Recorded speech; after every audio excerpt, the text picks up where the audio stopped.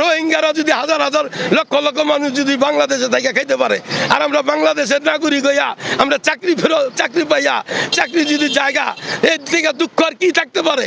যে চাকরি দিল সে কোনো অপরাধ করলো না, তার খারিজ হয়ে গেল গা, আর আমরা চাকরি করে অপরাধী হয়ে গেলাম, রাস্তায় রাস্তায় ঘুরতাছি, কোনো নোটিশ দিল না, বিনা নোটিশে একটা চার দোকানে চাকরি করলো, 2 মাস আগে মালিক জানায় যে তোর এই কারণে কিন্তু তোর চাকরি থাকবে না, কিন্তু আমরা হাজিরা খাতে সাইন দিতে গেলাম আর আমাদের চিঠি ধরায় দিল। এটা কি কোনো সরকারি চাকরির, এটা কি নিয়ম? সরকারি চাকরি আমরা জানি, সাধারণ মানুষ জানে যে হইতে যত কষ্ট যাইতে তাতে ডবল কষ্ট। আজকে এই 15 বছর হাজার হাজার মানুষের কাছে সম্মুখীন হয়েছি, এই বেটা সরকারি চাকরি হলে তাদের চাকরি জায়গা নেই, চাকরি গেছে গে, মানে আমরা মানুষের কাছে মুখ দেখাতে পারি নাই। অনেকে আমাদেরকে তুচ্ছ তাচ্ছল্য করছে, মনে করছে এমনি চাকরি, সরকারি চাকরি কি এমনি জায়গা নেই, নিশ্চয়ই কোনো কারণ খারাপ কিছু করছো এর লিগে চাকরি জায়গা।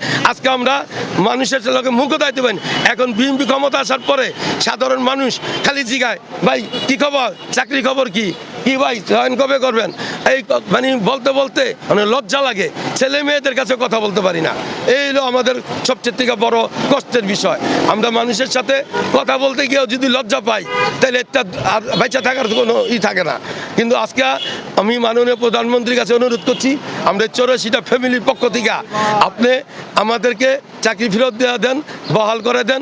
আমরা নামাজ পড়া সবসময় দোয়া করছি এবং দোয়া করব, আর আমাদের দোয়া করণ লাগবে না, আমাদের রুহ থেকে আপনি দোয়া অটোমেটিক আল্লাহর তরফ থেকেই আসবে। আপনি দয়া করে আমাদের চাকরি ফেরত দেন মাননীয় প্রধানমন্ত্রী। এই ছাড়া আমাদের আপনার কাছে জানাচ্ছি, আপনি আমাদের অভিভাবক, 18 কোটি মানুষের অভিভাবক আপনি, আপনার কাছে আমাদের আকুল আবেদন, এই চাওয়া পাওয়া আমরা গরিব মানুষ কই যাবো, আমরা কই যাবো স্যার? আমরা তো আর কোনো জায়গা নাই, আমরা তো এই দেশের মানুষ। রোহিঙ্গারা যদি হাজার হাজার লক্ষ লক্ষ মানুষ যদি বাংলাদেশে থেকে খাইতে পারে, আর আমরা বাংলাদেশের নাগরিক হইয়া আমরা চাকরি পাইয়া চাকরি যদি জায়গা, এর থেকে দুঃখ আর কি থাকতে পারে? এর থেকে আর দুঃখ আর কিছুই থাকতে পারে না। এখন যদি চাকরি না হয়, আমাদের মরণ ছাড়া কোনো পথ নাই।